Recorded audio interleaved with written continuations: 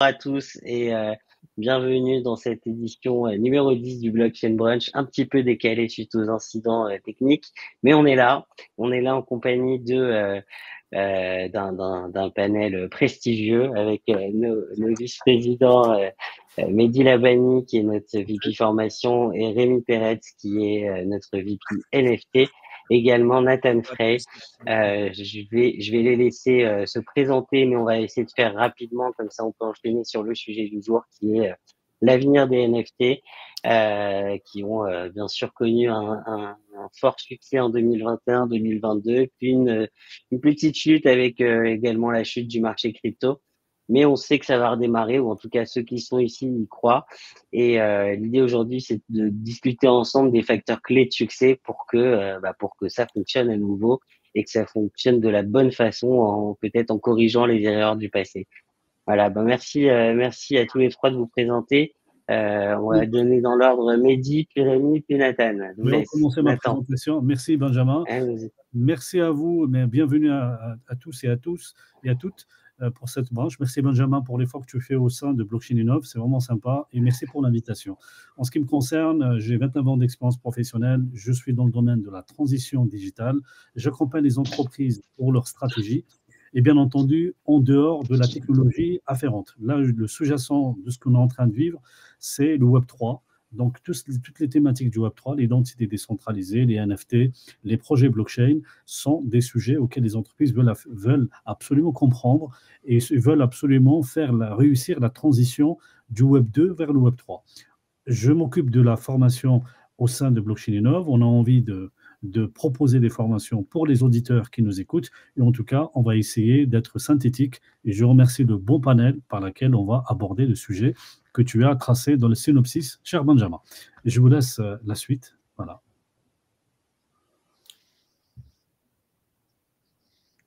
Donc j'enchaîne, c'est ça? C'est ça. Ouais, tu enchaînes, Rémi, merci. Ok, j'enchaîne rapidement. Alors bon, comme j'ai dit tout à l'heure, c'est très dur de passer après-midi, Merci. mais voilà. Donc Rémi, je suis cofondateur d'un podcast qui s'appelle le NFT Morning qui a débuté en mars 2021. Ce matin, nous étions au 584e épisode. Alors, on a une thématique très large dans le NFT Morning, même si on parle quand même beaucoup d'art, de crypto art, de digital art, etc. Mais on s'intéresse finalement à tout ce qui touche le Web3 de près ou de loin, et en incluant même depuis quelque temps un petit peu l'intelligence artificielle. J'ai pas mal finalement de points communs avec Mehdi. Moi aussi, la formation, c'est quelque chose qui me passionne et m'intéresse, plus auprès d'étudiants d'ailleurs, parce que je donne des cours dans des écoles, à Paris notamment. Pour en citer une, c'est l'IESA. Et puis, donc voilà, j'ai monté mon entreprise en mai dernier qui s'appelle Starting Blocks et qui fait de l'accompagnement sur des projets NFT plutôt liés à l'art et également donc des formations et de tout ce qui est éducation sur le Web3. Merci, Rémi. Et Euh, Nathan, alors, donc, dis-nous un peu qui tu es. ouais, bonjour à toutes et à tous. Merci Benj m'avoir accueilli sur ce show. Ben, moi, je suis en fait le fondateur d'un projet qui s'appelle This NFT Is. L'objectif est assez simple, c'est de donner une URL, un site web unique pour chaque NFT. Le but, c'est quoi? Le but, c'est de pouvoir expliquer en profondeur c'est quoi l'NFT, de pouvoir créer une communauté autour de cet NFT et éventuellement d'évoluer dans une notion e-commerce basée sur l'NFT. Parce que l'NFT en soi, c'est juste un hash, c'est un smart contract qui dit qu'il y a quelque chose qui existe et qu'il n'y a pas d'autres qui sont similaires. Mais derrière ça, il devrait avoir une histoire. Mais nous, avec this NFT, avec une adresse simple et unique, on va pouvoir la raconter. Super. Merci beaucoup, Nathan. Nathan, qu'est-ce que tu préfères? Nathan ou Nathan, c'est comme tu veux, ça marche. On parle en France ou aux États-Unis, c'est Voilà, ça? exactement. Ok. Eh ben, écoute, super. Ben, merci à tous les trois et je vous propose du coup de commencer un peu par une rétrospective rapide. Puis vous l'avez pour certains vécu, peut-être je crois Nathan un peu moins parce que toi t'es arrivé il y a à peu près un an dans le monde NFT blockchain. Exactement. Mais peut-être aussi que ce serait sympa de savoir aussi comment toi tu l'as vécu d'un œil complètement extérieur. Mais voilà, on a eu un vrai boom dans le monde des NFT qui a plus ou moins coïncidé, Rémi, avec la naissance du NFT Morning d'ailleurs. Et Ouais, du bah, en coup, fait, c'était quand même un peu. C'est un peu.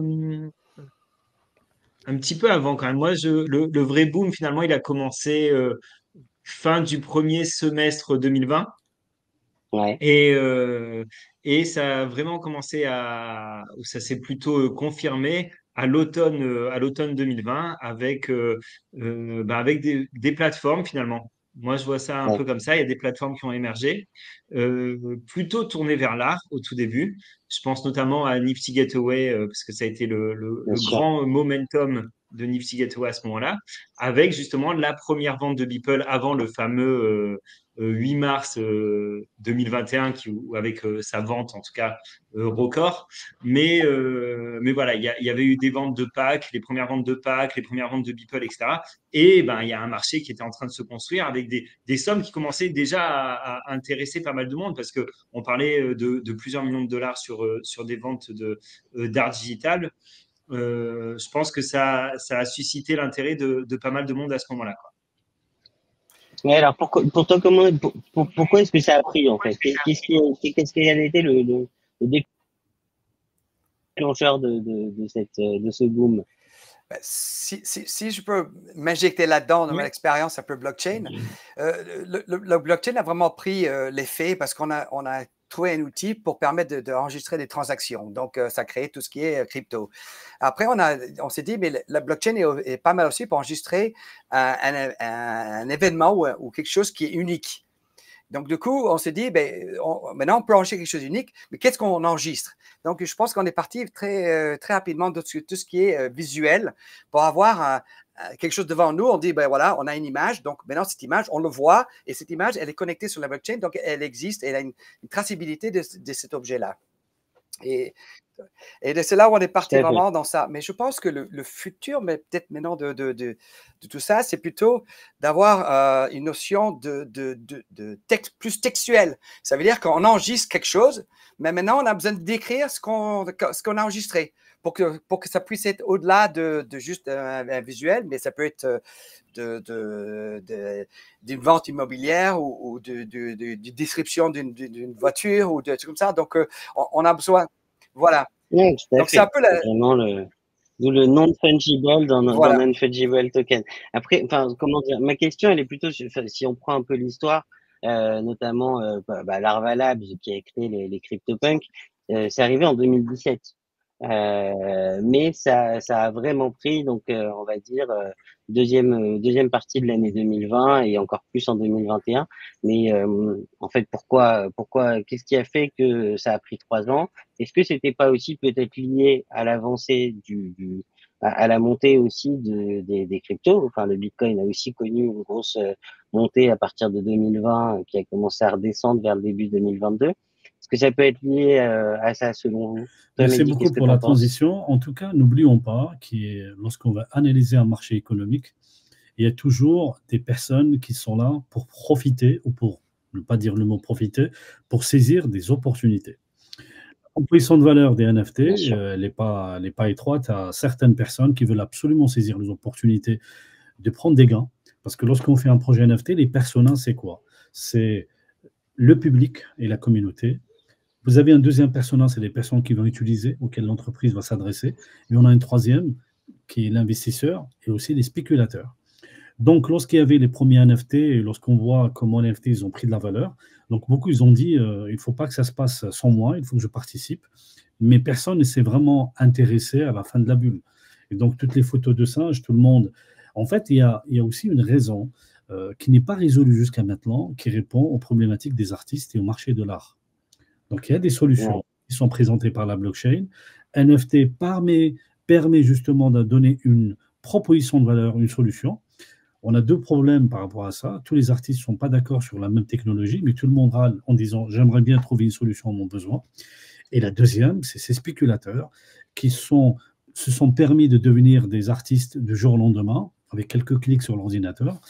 Et ça n'a pas permis justement à valoriser ce marché, sans oublier que ceux qui suivent la hype Depuis quelques années, la hype de l'intelligence artificielle, elle dure depuis plusieurs décennies. Il y a beaucoup d'entreprises sérieuses qui travaillent là-dessus. On oublie qu'il y avait des personnes qui ont des doctorats en France, en Europe et à l'étranger en intelligence artificielle depuis plus de 30 ans. Et donc, les gens, lorsqu'ils ont eu OpenAI avec ChatGPT, ils ont dit attention, il faut absolument qu'on se ramène dans cette nouvelle hype et que le marché NFT, il a complètement dégringolé, additionné par le marché crypto qui s'est fait gripper. Mais attention, tout le monde ne croit pas à ce scénario, tout le monde espère le retournement de cette situation, mais moi je crois, pour ne pas monopoliser la parole, lorsqu'on s'intéresse à une problématique métier, lorsqu'on s'intéresse à un besoin, eh ben, le projet NFT, c'est bien étudié et il aura de l'avenir. C'est ce qu'on va parler tout à l'heure. Oui, bon, après, il faut quand même dire, et là-dessus, je rebondis également sur ce que dit Rami Abdou dans la discussion.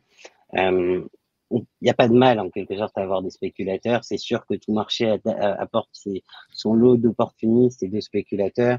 Et limite, ben, on en a besoin, parce que c'est aussi, quand on arrive à ce niveau-là, qu'on sait qu'on a atteint une certaine masse critique qui permet de développer le business.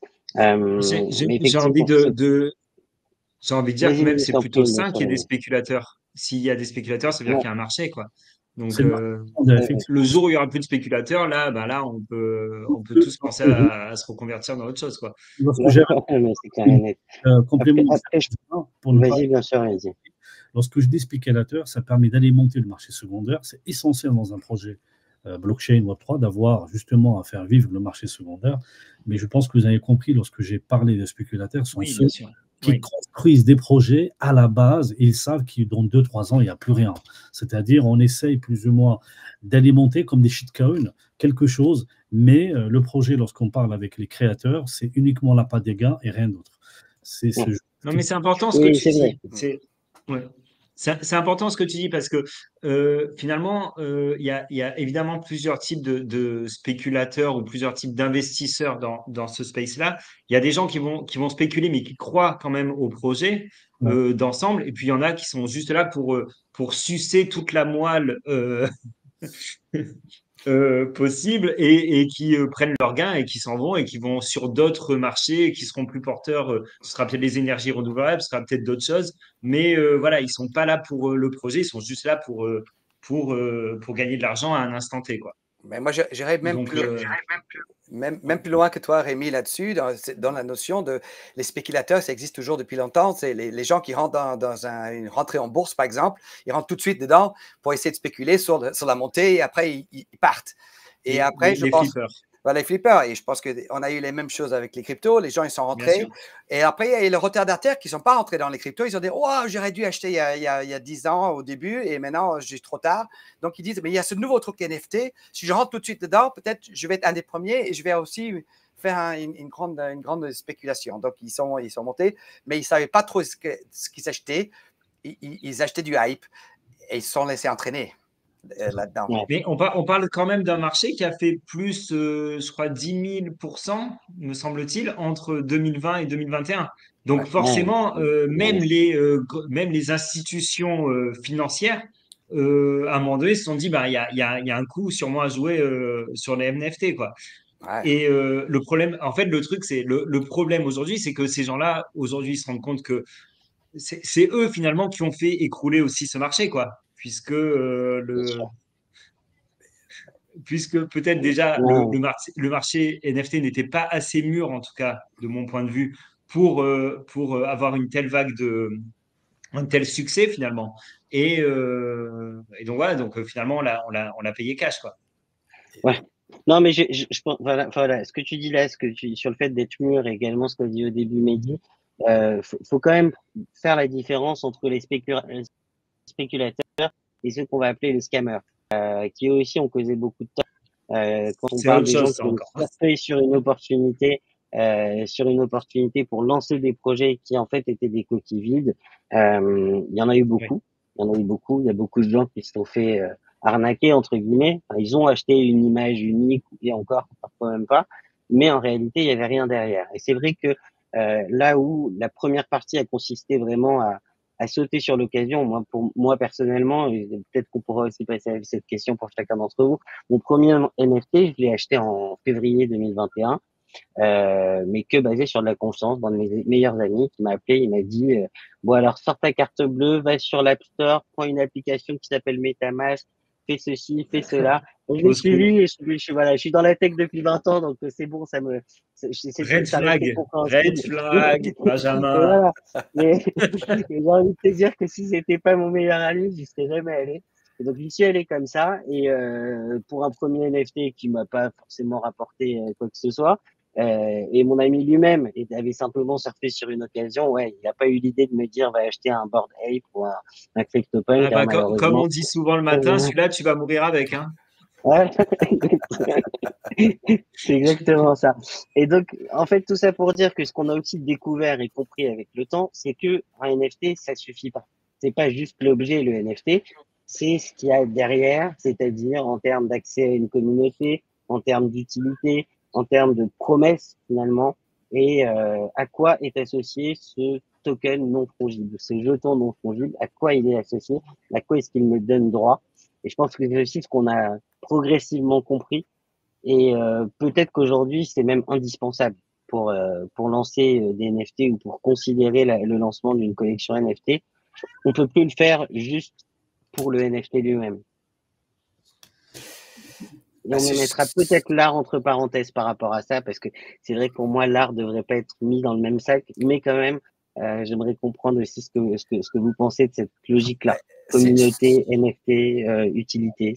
Ben, si je peux juste rapidement faire un parallèle avec les cryptos, au début des cryptos, je ne sais pas si vous vous souvenez, mais il y avait du coup une floison de sociétés qui ont créé des cryptos. Et en fait, derrière, souvent, il y avait du vent. C'est un peu la même chose. Et en fait, les gens, ils ont acheté du vent. Et au final, tous ces trucs sont un peu disparus. Et maintenant, on est revenu sur des cryptos qui ont une vraie valeur. C'est des sociétés derrière qui ont Solana, Ethereum, comme ça, qui ont un vrai produit derrière. Et du coup, eux, ils ont gardé la valeur. Mais je pense que c'est la même chose qu'avec les NFT. C'est qu'on est passé par cette phase au début où c'est un peu tout et n'importe quoi. Maintenant, on va revenir sur des NFT qui ont une vraie valeur. Et donc, qui vont créer de la valeur pour les gens qui les achètent. Ça. Ouais. Moi, j'ai envie de... Oui, pardon, vas-y, Mézi. Alors, j'ai envie de réagir. En fait, on est complètement en phase. Donc, il y a des NFT de spéculation, d'investissement, pour ne pas essayer de choquer ceux qui disent oui, il y a des spéculateurs. Donc, il y a les NFT pour les personnes qui veulent investir dans un projet qui a un public, une communauté, et que finalement, normalement, un bon projet NFT, que j'ai un NFT aujourd'hui, 2023, et ben dans 3 ans, dans 4 ans, dans 5 ans, et ben il faut qu'il sert à quelque chose. Aussi bien pour l'art, aussi bien, par exemple, comment un artiste pourrait monétiser les meilleurs fans et pouvoir les inviter à une exposition ou à une manifestation culturelle différente, comment on pourrait donner à certains artistes l'allocation à leur œuvre. Et par contre, ce que j'aimerais bien dire en fil rouge, il y a des entreprises dans le Web 2 qui sont en train d'avancer dans des thématiques du Web3, mais ils ne le disent pas. D'ailleurs, j'en ai animé une conférence la semaine dernière sur l'identité décentralisée. Et finalement, Orange Business avance un grand pas avec un produit, ce n'est pas un POC, c'est un MVP, avec d'autres entreprises du monde, de l'ancien monde, et ça marche comme des fous de Dieu, alors que dans la communauté Web3, on se tire les pattes avec des projets NFT, ou des projets de type métaverse, ou des projets de type gaming, alors que les entreprises, ils ont pris la blockchain pas comme un objectif, mais comme un moyen de résoudre leurs problématiques. Et c'est comme ça que moi je dis à mes entrepreneurs qui viennent me voir, je dis, mais qu'est-ce que tu souhaites vendre? À qui tu t'adresses? Quel est ton business model? Est-ce que tu résous un problème? Est-ce que tu améliores un service? Et là, lorsqu'on résout un problème, on améliore un service, on a un public et un marché, et ben les projets NFT auront un avenir. Et finalement, lorsqu'on investit dessus, ce ne sera pas une période de spéculation pour la spéculation, mais ça sera aussi une opportunité d'investissement.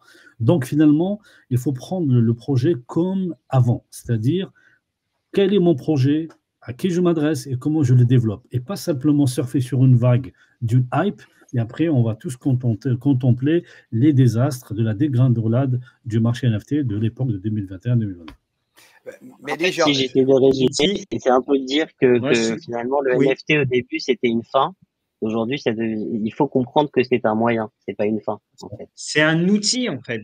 C'est un outil, c'est un véhicule, c'est en fait, et c'est pour ça, dans le thème du débat, c'est quel est l'avenir du NFT? Mais en fait, l'avenir du NFT, c'est qu'on ne parle plus de NFT, qu'une entreprise, comme Mehdi le dit très bien, a des besoins, et ces besoins, on va pouvoir dans quelques années, ou même dès maintenant d'ailleurs, trouver une solution grâce au NFT. Mais on s'en fout en fait que ce soit un NFT. Et en fait, c'est pour ça.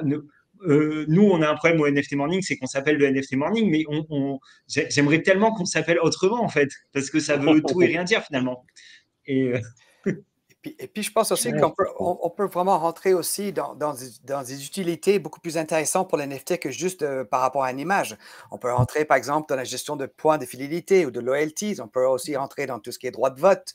On peut aussi rentrer dans l'accès à des événements. On peut aussi rentrer dans toute la gestion de communauté. NFT peut être derrière le ticket d'entrée à toutes ces choses-là et qui sont quelque part, comme Mehdi le disait, très Web 2 aussi. En termes d'éducation.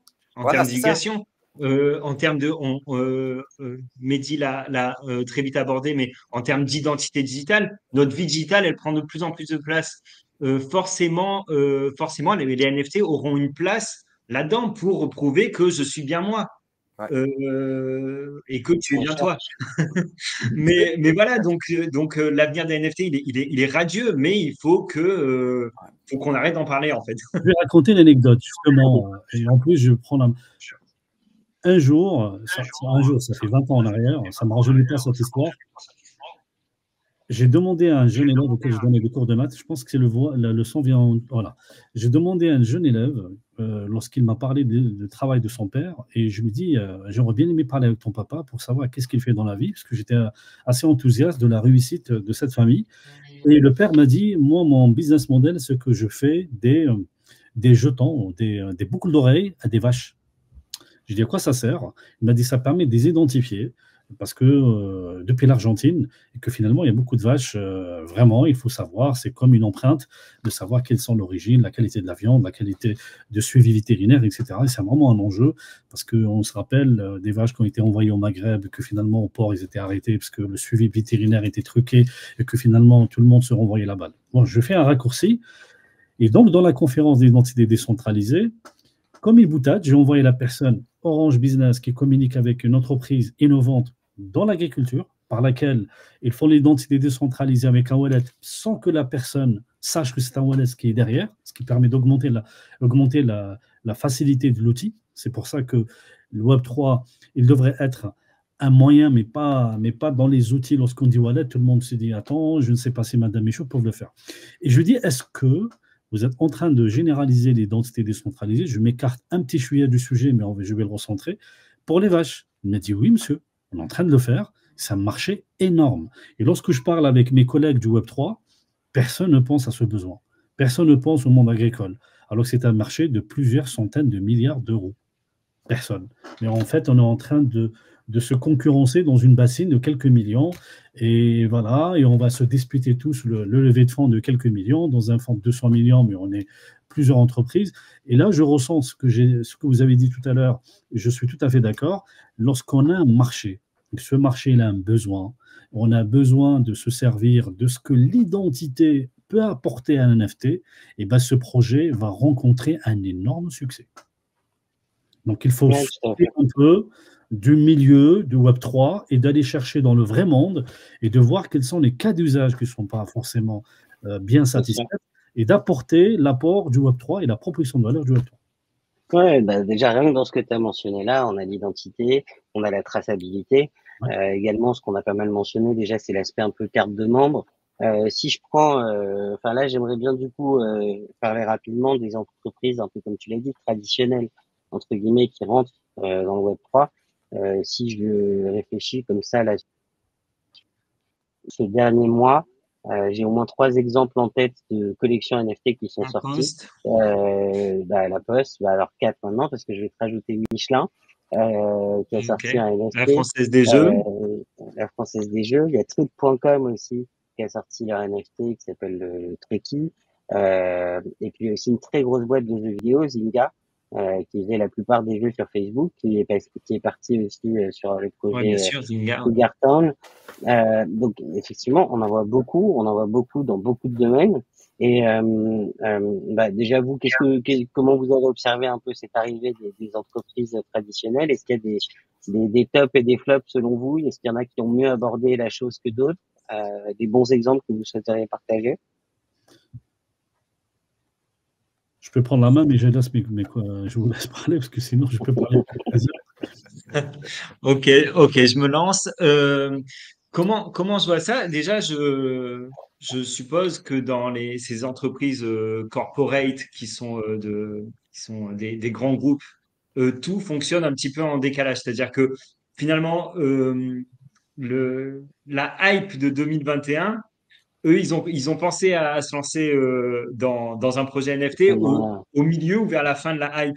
Mais forcément, une fois qu'ils se sont lancés, il fallait qu'ils aillent au bout de leur projet. Et je pense que c'est pour ça qu'il y a un décalage et que la plupart de ces projets sont tombés en plein bear market, quoi. Parce qu'il a fallu du temps pour les créer. Il fallait un petit peu comment dire, les autorisations, les validations du N+1, du N+2, responsable manager, etc., etc. Et donc, voilà, donc la plupart, de mémoire, le premier, c'était effectivement Michelin. En tout cas, pour celui qui me vient sur ce qu'on a cité, en tout cas. Moi, j'aime bien Michelin, figure-toi, et j'aime bien La Poste. J'aime bien Michelin parce qu'en fait, on est vraiment dans des utilités qui sont très concrètes. C'est-à-dire, tu es fan de sport automobile, tu peux y trouver ton compte parce que tu as la possibilité de participer à des grands prix, à rencontrer des pilotes, etc. Et Michelin, c'est aussi le guide Michelin, c'est tout ce qui est art culinaire, restaurant et tout. Et là aussi, ça s'adresse à un autre public. Et je trouve ça en fait finalement hyper intéressant d'avoir cet éventail comme ça d'utilité. Et d'ailleurs, je pense qu'ils vont aller loin. Et ça c'est un projet que je trouve hyper intéressant. Et un autre projet aussi qui est relativement finalement cohérent, c'est le projet de La Poste. D'ailleurs, c'était pas avec le NFT, le NF timbre qui a été lancé il y a un mois, je pense. Mais ce n'était pas le premier NFT timbre qui était lancé, puisqu'il y avait d'autres postes dans le monde qui l'avaient fait. Et là, on retrouve vraiment l'essence même du NFT en tant qu'objet de collection. Et pareil, je pense qu'il va y avoir un énorme marché sur les timbres digitaux, quoi. Alors, Voilà. moi, ce que j'ai bien aimé, ce qu'a fait Nike. Nike a utilisé les NFT pour faire un parallèle entre un basket physique, des chaussures physiques, et les chaussures vendues dans les métavers. Et donc, du coup, il pouvait vraiment créer pas seulement le monde Web 2, le monde Web 3, mais le monde physique réel. Et l'NFT a permis à ces chaussures de traverser tous ces trois mondes grâce à une identité unique de ces chaussures. C'est intéressant que tu parles de Nike parce qu'en fait, finalement, ils se sont tellement bien intégrés dans le Web3 qu'on oublie de parler d'eux. Mais effectivement, c'est clairement. Alors, je sais pas si c'est vraiment les. Je pense que c'est les premiers. Je sais c'est un plus, des pionniers dans. On est pionniers quand ils ont racheté effectivement la société Artefact. Après, tu parles d'identité unique. Pour le coup, c'est vrai qu'Artefact a pas mal subi les déboires du monde crypto en 2022-2023, au point que Nike a sorti une autre identité dans les NFT. Ils n'ont pas uniquement pris Artefact, ils ont aussi pris Swoosh. Ouais. Et là, ils ont sorti leur première paire de baskets. Comment vous l'analysez? Enfin, je sais pas toi, Rémi, si tu t'y intéressais, mais finalement, pourquoi est-ce qu'ils ont, alors qu'ils ont acheté une société qui était dédiée à ça, qui faisait cette dualité basket digital, basket physique, aujourd'hui encore, ils continuent à garder une identité détachée d'Artefact. Ils ont créé leur propre blockchain avec Dotsush, enfin blockchain ou pas blockchain, mais leur propre marketplace. Dotsush, c'est du Web 2. Hein. Je pense qu'ils ne s'adressent pas au même public. Hein. Ouais. Artefact, on est clairement dans. Je vais dire un mot un peu fort, mais dans dans les dégènes. Ouais, voilà, c'est ça exactement. Ouais. On s'adresse aux collectionneurs de NFT, aux personnes qui sont déjà dans ce milieu-là, à travers la collection de CloneX, à travers plein de voilà, on connaît les mécanismes, le système de airdrop, etc., etc. Dotsus, on s'adresse à un autre public qui est peut-être leur public plus naturel finalement. Ouais. Mais ils s'adressent à leur public plus naturel, mais ils ouvrent d'autres perspectives. C'est-à-dire aujourd'hui, vous avez votre paire de chaussures, mais physique, mais vous pouvez aussi avoir votre paire de chaussures digitales. Donc voilà, ils sont clairement dans une démarche de toute façon de mêler le physique et le digital, et c'est assez passionnant, quoi. Et je pense que C'est c'est ça. intéressant. C'est ça le Vas-y, corps. je t'en prie, Nathan. Ce que je voulais dire, je pense que c'est là vraiment le corps du futur de l'NFT. C'est ce que Nike essaie de faire. Évidemment, ils se sont peut-être trompés ou parce qu'ils étaient au début, mais quelque part, ce qu'ils essaient de faire, c'est de lier ces trois mondes. Le monde vrai, Ouais. réel, le monde web et le monde virtuel. Et là, je pense qu'il y a une opportunité énorme. Et même ce que Mehdi dit par rapport avec les animaux, je veux dire aussi une traçabilité, mais traçabilité qui peut être du monde physique, qui peut être lié dans un monde Web 2 et puis quelque part dans un Web 3, peut-être dans le futur. Donc, et là, je commence à dire, waouh, avec les NFT, il y a quelque chose à faire. Il y a vraiment un monde. Et je suis aussi d'accord avec Mehdi, je pense qu'il faut qu'on regarde outside of the box. Il faut qu'on regarde les autres opportunités là-dessus. Et là, je suis fasciné par ce qui se fait déjà, des idées qui ont été créées. Merci beaucoup, Nathan. Justement, ce que je voulais corroborer, c'est dans le même sens. En fait, il y a deux lunettes par laquelle, si on prend la mauvaise lunette, on ne peut pas comprendre le marché. La lunette des analystes NFT, crypto, Web3 exclusifs, l'analyse, elle est très, très pessimiste et le marché, pour eux, l'NFT, s'écrase, plutôt il va disparaître. Par contre, lorsqu'on prend d'autres lunettes, c'est-à-dire il faut élargir les horizons et comprendre le monde économique et marketing de certaines entreprises, là, on voit que le marché, il a encore d'autres potentialités. Donc, moi, ce que j'ai remarqué en synthèse de ma part, il y a ceux qui font dans la communauté. Et parmi les projets de communauté sur le gaming, ils ont besoin d'améliorer le contact avec la communauté et surtout de donner l'interface avec les NFT, avec leurs jeux, comme Comet et comme d'autres entreprises dans le gaming, et des entreprises dans le prestige, dans le luxe, qui ont besoin de donner un peu plus à leur clientèle, qui sont un tout petit peu dans la hype, dans la technologie. On peut citer Gucci, on peut citer Rolex, on peut citer d'autres projets. Le mauvais exemple, c'est Porsche. Lorsqu'il a fait sa gamme NFT, il n'était vraiment pas bien parce qu'il a voulu faire 9,1 sur le prix des Ether et que finalement, ça n'a pas été suivi de progrès. A contrario, le projet Lamborghini, où c'était vraiment le carnet de la voiture. Et franchement, ça se marie très, très bien. Garder le lien avec le public, la troisième catégorie, et l'exemple que vous avez cité, c'est la Poste. Il faut dire aussi, la Poste, c'est un gros Big Bang. Les gens n'envoient pas beaucoup de courriers, donc il fallait trouver de l'innovation. On a encore le courrier acquis et réception, mais le courrier simple commence à baisser. Donc, ils ont voulu donner du service. Ils ont trouvé dans les NFT vraiment une bouée de sauvetage afin de donner à cette entreprise qui a l'air vieillotte une entreprise novatrice. Et là, après, comme tu l'as bien dit, cher Nathan, le marketing avancé, Nike et aussi ce que Rémi a dit aussi, Nike fait partie des entreprises qui ont un avantage marketing avancé, donc ils ont un produit de masse, mais ils ont aussi une niche de luxe où les chaussures peuvent avoir des prix assez faramineuses. Mais ils ont deux problématiques, Nike. Garder le leadership dans le marketing, éviter, comme ils l'ont vraiment testé, qu'on appelle ça, les chaussures qui sont copiées mais qui ne sont pas des vrais Nike. Donc, comment associer et rassurer les utilisateurs que la barre de chaussures qu'on va acheter qui vaut 200 €, mais la vraie chaussure, elle vaut 1000 balles, c'est la même chose. Donc, il fallait qu'elle reprenne le point là-dessus. Donc, quelque part, ma synthèse de mon intervention, il y a des entreprises qui ont pris du budget marketing, ils ont essayé de voir comment ils peuvent être plus incisifs avec les outils marketing, avec les outils de Web3, mais ce n'est pas vraiment un budget supplémentaire. D'ailleurs, beaucoup de personnes me disent, oui, Mehdi, on est un peu sévère avec le métaverse, mais regarde, LVMH, elle est dans le métaverse, regarde telle entreprise, luxe, dans le métaverse. Mais moi, je lui réponds, je dis, mais attends, le budget qui a permis de cette entreprise d'être dans le métaverse, ce n'est pas le budget à rajouter, est pris du budget marketing initial. Et c'est la même chose. Donc, voilà, donc il faut absolument qu'on sorte, comme il a dit Nathan, de notre bassine. Donc, il faut regarder à côté. Il y a des véritables besoins qui se font satisfaire dans l'ombre et que les acteurs du Web3 ne sont même pas au courant et qui disent oui, nous avons la vérité absolue. Et surtout, déterminer l'objectif de notre projet NFT. Il sert à quoi, en fait? Lorsqu'on a un objectif bien sérieux et que vraiment on a un gros public, parce qu'il y a quand même des projets, lorsque j'ai parlé tout à l'heure l'exemple de la vache, c'est l'alimentation, c'est des milliards et des milliards d'utilisateurs. Lorsqu'on parle des activités de sport, on a un marché un peu plus petit.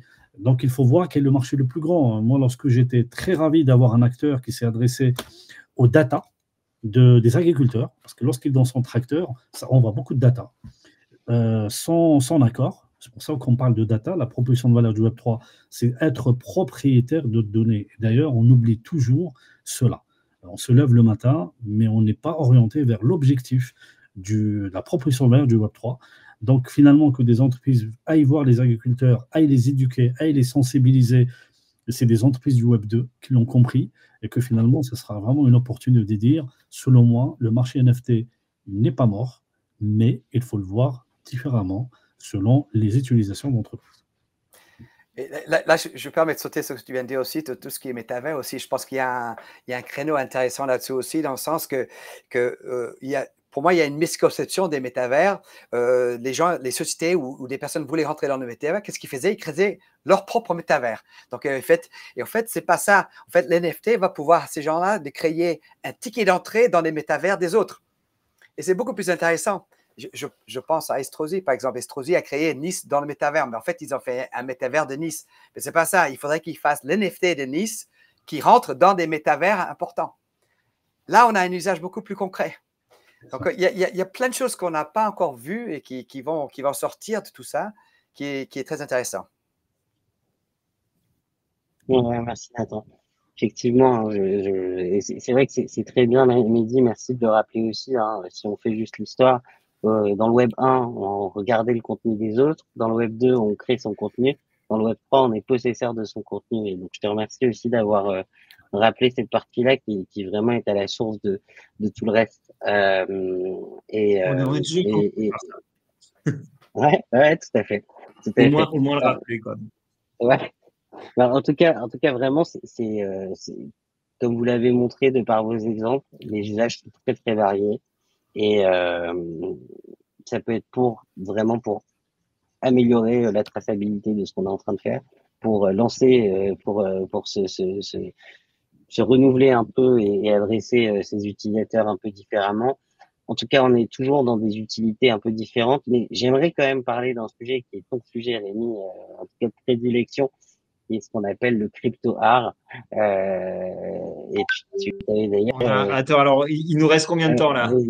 Je crois que Mehdi est pressé en plus. Donc, je vais garder au moins 10 minutes pour ça, parce que pour moi, ce qui est un peu particulier là-dedans, c'est que les NFT, ils sont arrivés aussi dans ce monde de l'art pour une raison précise, c'est que l'art digital, avant les NFT, il pouvait pas exister. Il pouvait pas exister parce que si je vois une œuvre d'art qui me plaît, qui est digitale, je la copie-colle et je revient à la question de la possession. Si je possède une chose, je peux en profiter en fait, c'est-à-dire en profiter financièrement, la louer, la vendre, la prêter, la détruire. Et jusqu'à l'apparition de cette technologie, c'était pas vraiment possible en fait. On pouvait, ça se monétisait quand même, puisqu'il y a l'art digital, ça date quand même des années 50, et dès 1950, il y a des artistes qui vendaient leur art, mais finalement, il manquait le côté un peu patrimonial de la chose, quoi. Patrimoine digital. Et donc voilà, l'art, c'est effectivement un petit peu à part. Bizarrement, ça a bien résisté finalement au bear market, comparé ce qu'on appelle les PFP, c'est-à-dire les collectibles plus classiques, les images de profil, etc. L'art a bien résisté, et je pense que de toute façon, il y a finalement, c'est un nouveau courant de l'art avec un grand A, pardon, qui est en train d'apparaître sous nos yeux, quoi. Et moi, c'est ce qui me stimule le plus. Pardon, Nathan, je vais juste poursuivre par rapport à ce que vient de dire Rémi sur une question, en fait, qui concerne l'utilité de l'art. Ce que j'entends par là, c'est que lorsque j'achète un tableau, une vraie peinture, je ne m'attends pas forcément. Attention, tu vas sur un terrain glissant, là. Ouais, mais je sais, mais c'est là que je veux t'emmener. C'est pas parce que j'ai acheté un tableau que je vais participer à la communauté de l'artiste ou que je vais m'attendre à avoir accès à un prochain tableau que l'artiste va m'offrir gratuitement. Et c'est vrai qu'aujourd'hui, j'ai l'impression qu'on attend tellement que des NFT qu'ils aient une utilité ou autre, qu'on va en exiger un peu trop aux artistes, ou en tout cas qu'on Alors, va pas réussir à mettre l'art dans une catégorie à part qui ne nécessite pas forcément d'utilité. Qu'est-ce que t'en penses? Comment tu moi, vois ça, toi? ça me gêne un peu de parler d'utilité de l'art. Voilà. Par contre, en fait, on n'est pas obligé d'utiliser dans l'art les mêmes mécanismes qu'il y a eu sur des collections NFT traditionnelles. C'est-à-dire, c'est pas parce que tu achètes une œuvre d'un artiste que tu dois t'attendre forcément à recevoir un airdrop de cet artiste 6 mois plus tard. Pour moi, c'est des choses qui, euh, par contre, par contre, l'utilité, elle est où? C'est que le fait de posséder cette œuvre, eh ben, tu vas peut-être créer un lien privilégié avec cet artiste parce qu'il va te rajouter dans son groupe Telegram privé, parce qu'il va t'inviter en avant-première à ses expos, parce que voilà, c'est ça. Il y a ça, c'est une première utilité. Et moi, j'aime bien aussi la notion d'expérience, c'est-à-dire que le crypto-art et notamment le crypto-art, j'allais dire l'art digital, mais notamment le crypto-art, ça permet en fait une expérience en tant qu'utilisateur, en tant que collectionneur même, qui est complètement différente de se retrouver juste face à face avec une œuvre d'art. Mais bon, là, ce serait un petit peu trop long à développer. Mais, mais bon, Si je moi, peux j'aime bien, par exemple, je pense notamment au drop de Sam Sprat, c'est pour ça que je parle de ça, ou le Monument Game qui a eu lieu au mois d'août. D'ailleurs, ça a été un des points forts finalement de cet été NFT. C'était pas le NFT Summer, mais il y avait quand même, il s'est quand même passé quelques petites choses. Et là, en fait, bah, c'était génial de voir, enfin, de voir comment ça s'est passé avec cette œuvre-là, quoi. Mais là, si je peux aller un peu plus loin là-dessus, c'est que un peu Ouais. l'objectif justement de notre projet This NFTs, c'est de créer une adresse web unique pour chaque NFT. Donc, ça veut dire créer une adresse qui permettrait de raconter l'histoire derrière l'art. Pourquoi elle a été créée? C'est qui l'artiste? L'artiste, elle se trouve sur quel réseau? Est-ce que l'artiste a une communauté? Et donc, c'est pas, on n'achète pas forcément qu'un airdrop futur, une promesse future, mais on achète aussi l'adresse avec l'histoire. Donc, on donne un peu plus de valeur à l'art que simplement des promesses futures avec ce qu'on essaie de faire là, avec une adresse web dédiée. J'ai envie juste rajouter que dans le marché de l'art, il y a quand même une bonne partie de ceux qui s'intéressent uniquement pour des raisons fiscales. Et que finalement, lorsqu'il y avait l'NFT pour les artistes, c'est une bonne nouvelle pour les artistes, mais ça a un peu chamboulé, perturbé certaines personnes qui achetaient des tableaux assez chers parce qu'ils ont quand même des relations fiscales, des intérêts fiscaux. Donc, ça les a un petit peu perturbés.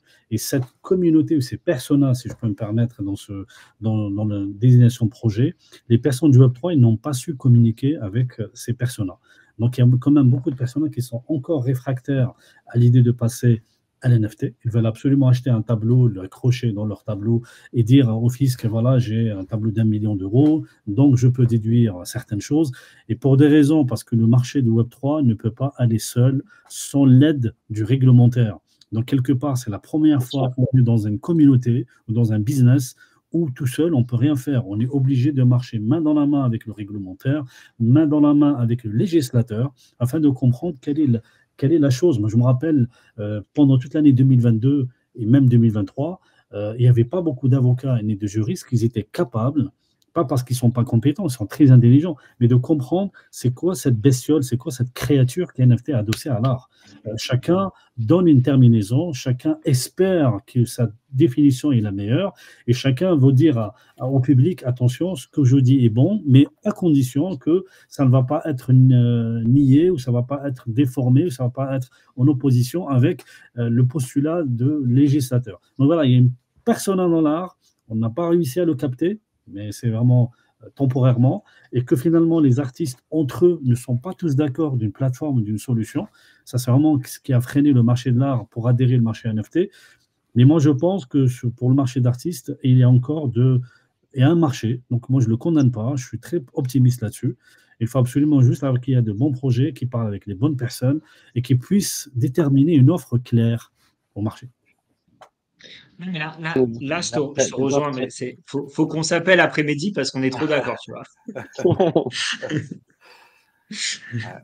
Non, mais tu touches du doigt un truc très important, c'est qu'aujourd'hui, on évolue sans cadre réglementaire, et finalement, c'est ce qui nous freine, quoi. C'est très compliqué d'évoluer, alors qu'on ne sait pas exactement, entre guillemets, à quelle sauce on va se faire manger au niveau fiscal ou surtout au niveau fiscal. Et voilà, mais alors après, tu parles de marcher main dans la main. Moi, je veux bien marcher main dans la main avec le législateur, mais c'est à nous de lui montrer le chemin alors. Ouais, même de Et lui pas proposer l'inverse. des solutions C'est la voie. même de lui proposer des solutions qui lui facilitent la vie un petit peu aussi. En fait, ce que je veux dire, et je pense qu'on est tous convergents là-dessus, lorsqu'on est marché dans la main, c'est-à-dire avec les personnes au sein d'institutions comme l'ADAN et comme autres, de proposer, parce que parfois la technologie, elle a de l'avance sur le législateur, afin de permettre des angles de vision. Et n'oublions pas, même si on est enregistré, de dire quelque chose. Il y a certains législateurs qui ont des postures à l'Assemblée, au Sénat, qui n'est pas la même lorsque vous le prenez un à un à côté. Donc, Bien lorsque sûr. vous dites, par exemple, lorsque vous parlez de la crypto ou d'autres choses, eux, ils veulent absolument ne pas être monsieur ou madame qui va bouleverser le marché et de ne pas protéger les petits porteurs, parce que le législateur veut protéger les petits porteurs. Donc, ils sont assez agressifs ou assez. On a l'impression qu'ils n'ont pas compris. Mais une fois qu'on le prend à part, et j'en ai fait même l'expérience de parler avec quelques personnes, mais j'étais absolument impressionné par leur niveau de connaissance. Et des fois, je me dis, mais je ne comprends pas pourquoi l'Assemblée dit certaines âneries. Mais en fin de compte, c'est une posture. Et donc, certaines personnes de Web3, ils ont l'impression que soit nous sommes les Einstein de l'information, et eux, ils sont des illustres incompétents. Ce n'est pas tout à fait vrai. Donc, il faut essayer d'échanger, prendre des propositions, leur mâcher le travail, c'est ce que certaines commissions de la DAM fait, et dire à certains députés, voilà, j'ai une proposition de loi, essaie de l'étudier. Je ne suis pas tout à fait contre que tu la prends à bras le corps comme étant c'est la tienne. Essaie de regarder, et c'est comme ça qu'il faut faire. Ce qu'il faut, enfin, ce que j'ai vu aussi de ce qu'on s'est dit là, c'est que finalement, il y a des facteurs externes et internes. Au début, on a plutôt parlé de la posture à avoir en tant que créateur de projet. Prends ce NFT comme un moyen de développer ton business, de te faire plus connaître et des choses comme ça. Et là, on parle plutôt on l'a fait via l'art justement, de facteurs externes type législation. Si je rentre simplement dans la logique de l'art, c'est rendre l'art digital plus accessible, qu'il y ait plus facilement des écrans, des outils, pour qu'il y ait des startups qui vont sortir des produits qui permettent de voir vraiment l'art digital un peu partout, comme on peut commencer à le voir parfois quand on va dans des musées. Mais je sais qu'il y a des solutions qui cherchent à le Que l'art faire voir. digital ait le même régime fiscal que l'art traditionnel, surtout. Parce que Voilà, ça aussi, ça rentre de tout ça à fait. c'est ça le principal sujet. C'est que si aujourd'hui on considère que l'art digital, c'est un asset, comment dire, bon, bref, Ouais, l'équivalent bon, d'une on parle du fait qu'une entreprise, elle puisse le défiscaliser, Ouais. tout simplement. Exactement. Ouais, mais bien sûr, tu as tout à fait raison. Mais je pense qu'il y a d'autres facteurs externes. Enfin, déjà, ne serait-ce que l'éducation, le fait d'aider les gens à mieux comprendre, c'est un facteur externe qui est plus de l'ordre de l'usage, que ce soit plus facile d'acheter des NFT. Il y a beaucoup de choses aussi qui se font dans ces différents domaines. Pour vous, quels sont les autres facteurs externes, s'il y en a d'autres qui vous viennent en tête, qui vont pas être forcément dépendants des créateurs de projets, mais qui vont aider à ce que ce marché fleurisse et que du coup, les beaux projets, on les voit plus facilement. Moi, j'ai une remarque, Benjamin, par rapport à ta question. Moi, j'ai une réflexion, une citation qui dit « Tout ce qui est bon en petite quantité, si tu le généralises, ça reste bon. » Donc, lorsque tu prends un projet qui est une proposition de valeur, qui est vraiment une communauté, on va essayer de travailler dans l'art, il faut dire si ce projet fonctionne. Parce que parfois, les entrepreneurs sont choqués parce que ça fonctionne plus vite que prévu. Ils ne se sont même pas préparés à ça. Imagine que ton projet avance plus vite que prévu, tant mieux. Est-ce que tu es préparé? Est-ce que tu pourrais cibler toutes les personas du marché pour pouvoir justement capter l'attention? Est-ce que les personnes qui sont là pour acheter de l'art temporairement pour le fructifier, ils ont tout à fait le droit de le faire? Est-ce que ton projet pourra répondre à cela ou pas? Est-ce que la question fiscale, réglementaire et adaptées à leurs besoins ou pas, et pas de rester cantonné dans un projet par lequel on a une roadmap sur 2-3 ans et que finalement, dans 2 ans, le projet disparaisse. Donc voilà ce que j'aimerais bien faire comprendre. Lorsqu'un entrepreneur veut faire réussir un projet NFT, il faut qu'il se pose la question à qui il s'adresse. Et si ça marche réellement, est-ce que son projet évolue comme il peut? Est-ce qu'il a les bons partenariats ou pas? Est-ce que le public qu'il vise, il est local, régional, national, international? Quelles sont les différentes approches vis-à-vis de ce qu'on peut dire dans la réglementation? Tu sais, on est en France. Il faut juste aller en Suisse. On n'a pas du tout la même couverture, Bien sûr. même arrière-plan légal. Donc, il faut le savoir à qui on s'adresse. Est-ce que je suis obligé de domicilier en France et d'avoir des filiales à l'étranger ou plutôt à domicilier? Donc, il y a pas mal de questions. Et parfois, l'entrepreneur, pas tous, heureusement, je vous le rassure, mais il y a certains qui pensent uniquement à lever de fonds, à pâtir la galerie, avoir une vision sur 3-4 ans, pas plus. Voilà. Bah, écoute, en tout cas, c'est top parce que tu viens de répondre à la dernière question que j'allais vous poser à tous, qui est un petit peu en une minute, quel est le conseil que vous donneriez à quelqu'un qui se lance ou qui s'est lancé, qui compte sortir un projet qui utilise le NFT? J'ai pas envie de dire un projet NFT parce que justement, NFT, ce n'est qu'un moyen, ce n'est pas une fin. Donc pour vous, quel serait le ou les conseils que vous donneriez? Alors, vous répondez à la question que vous voulez, soit à quelqu'un qui monte un projet, soit à quelqu'un qui veut acheter des NFT tout simplement, qui veut rentrer dans ce marché. Oui, il y a une question que j'aime bien poser quand. Alors, on revoit moins de projets en ce moment au NFT Morning, peut-être parce qu'il y en a moins tout court.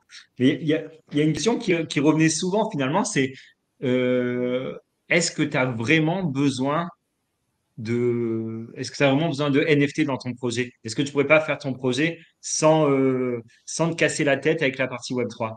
Et souvent, la réponse, finalement, c'était, ben, ouais, enfin, ils savaient pas très bien répondre, donc ils retombaient toujours sur les pattes, parce qu'une fois qu'ils étaient lancés, forcément, ils n'allaient pas pivoter directement. Je Ouais. pense qu'il y a beaucoup, d'ailleurs, qui ont dû pivoter depuis, comme on dit.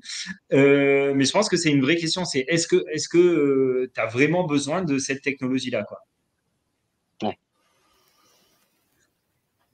tout à fait. Nathan? Oui, oui.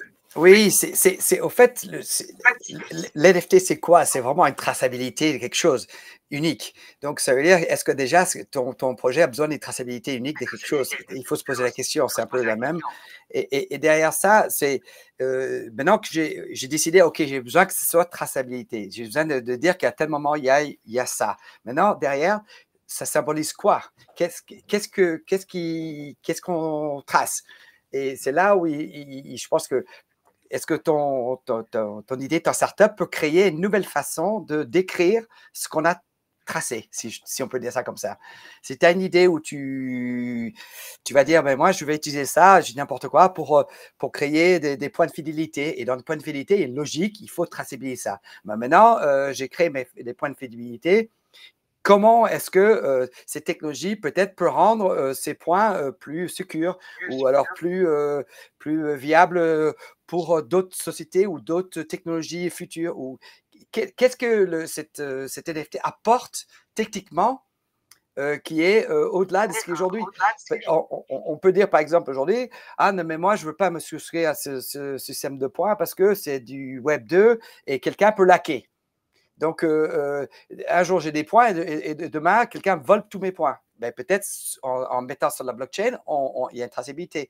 J'essaie de donner l'exemple de pourquoi il faut vraiment identifier si on a besoin ou pas de ces technologies. Et si on a besoin, il faut savoir que cette traçabilité, elle est à vie aussi. Donc, c'est un peu le côté législatif aussi. C'est que maintenant, on a fait une traçabilité, donc elle existe à vie. Est-ce qu'un jour, on n'a pas envie d'oublier aussi? Et donc, c'est plus compliqué si on veut oublier. Donc, il faut bien étudier tous ces objectifs-là quand on crée une startup avec ça.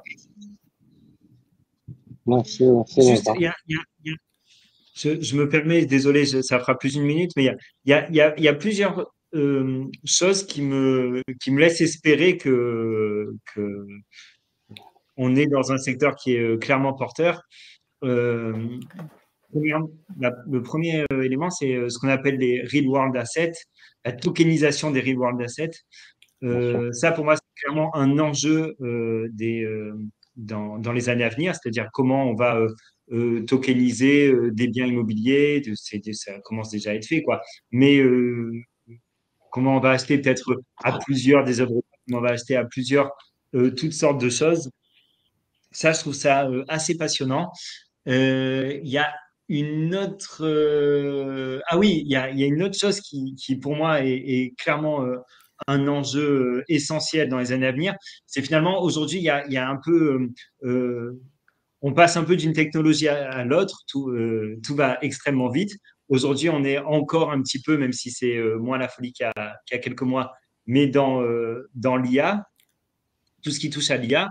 Et en fait, je trouve qu'il y a, c'est mon point de vue, il y a une grosse problématique par rapport à l'IA, c'est tout ce qui, notamment les images en fait créées par IA, c'est que finalement, dans pas longtemps, on n'arrivera plus à discerner ce qui vient de ce qui est réel, de ce qui n'est pas réel, de ce qui est créé par ordinateur. Et je pense que là, les NFT auront un rôle à jouer en tant que système d'authentification de une preuve, en tout cas. Si c'est humain ou si Ouais. c'est IA, quoi. Exactement. En fait, Si tu achètes le NFT de quelque chose qui a été fait par un humain. C'est ça, en fait. par exemple. Oui, Exactement. après, il y a des projets de création IA, mais au moins c'est mentionné comme tel. Ce qui est important, c'est de savoir ce qu'on achète finalement. Si j'achète de l'IA et que je le sais et que c'est ce que je veux, bah, c'est pas un problème. Le problème, c'est de se faire berner, en fait. Et d'où, effectivement, l'intérêt de pouvoir trouver ces choses-là. Tout à fait. Et Bah, merci dans beaucoup. l'alignement Ouais. de ça, le troisième point, c'est, je reviens à ça, mais je pense que c'est clairement, ce sera un des enjeux dans les années à venir, c'est le fait de prouver que je suis moi-même, quoi. Donc tout ce qui est lié à l'identité digitale. Et ça, pareil, je pense qu'on est sur des enjeux considérables. Ouais, je suis assez d'accord et bah, on pourra parler à l'occasion du projet. Enfin, on a déjà eu un live avec David, qui est un de David Schmitz, qui est un de nos adhérents chez Blockchain Innov, qui a créé le projet Logan exactement pour pour résoudre ces différents sujets que tu évoques, Rémi. Donc ouais, je pense effectivement aussi que c'est un vrai sujet pour l'avenir, de savoir à qui on achète et qu'est-ce qu'on achète réellement finalement quand on fait ça. Est-ce que vous avez un petit dernier mot pour la fin parce qu'il est un peu tard et on va devoir se laisser. À commencer, parce que je ne vais pas tarder à vous laisser, j'ai un autre empêchement. Bien sûr, Mehdi. Je te remercie encore, Ben, pour cette opportunité. Merci, ouais, vraiment. Toujours un plaisir. C'est toujours intéressant d'écouter les voix qui sont à contresens, parce que tout le monde est en train de massacrer les projets NFT. Et je pense que nous avons un peu de recul pour dire il faut voir quel projet NFT on veut absolument enterrer. Il y a des projets qui sont vraiment des besoins, mais il faut savoir pourquoi on le fait. Et surtout, lorsqu'on veut proposer une réponse à une entreprise, on n'est pas obligé de dire le mot NFT. Il faut absolument répondre. Pas mal d'entreprises répondent à des besoins avec des projets et vous ne savez pas ce qui est dans le moteur. Vous montez dans une belle voiture, si vraiment vous êtes au côté passager derrière, si la voiture, elle roule avec un silence, une performance et aussi une belle autonomie, vous n'avez pas besoin de dire au chauffeur c'est quoi comme moteur. Le plus important, vous êtes content. Donc, les entreprises aimeraient bien proposer, délivrer, répondre à leurs besoins de leurs clients et que finalement, la technologie commence à devenir secondaire. Donc, la blockchain passe par cette phase où elle n'est plus la technologie de hype, mais c'est vraiment une technologie qui permet de dire est-ce que ça répond à votre cahier de charge? Est-ce que c'est vraiment la plus intéressante? Est-ce que c'est vraiment le projet rapport qualité-prix le plus intéressant? Mais voilà. Donc, de plus en plus de projets blockchain, il ne faut pas chercher, mais il faut chercher plutôt avec l'ancien filtre. Qu'est-ce qu'on a besoin? Quel service n'est pas satisfait? Et quel besoin a besoin d'être satisfait? Voilà ce que j'ai envie de dire. Je vous embrasse tous. Merci, Mehdi. Mehdi, t'es dispo quand? Envoie-moi tes dispo. Pas de problème. Une fois mon rendez-vous, Non, je rigole. Non, mais on va se connecter pour. Plaisir. Je vous embrasse. Merci beaucoup. Merci à tous les gens qui ont réussi à être parmi nous aussi. Ouais. Tout à fait.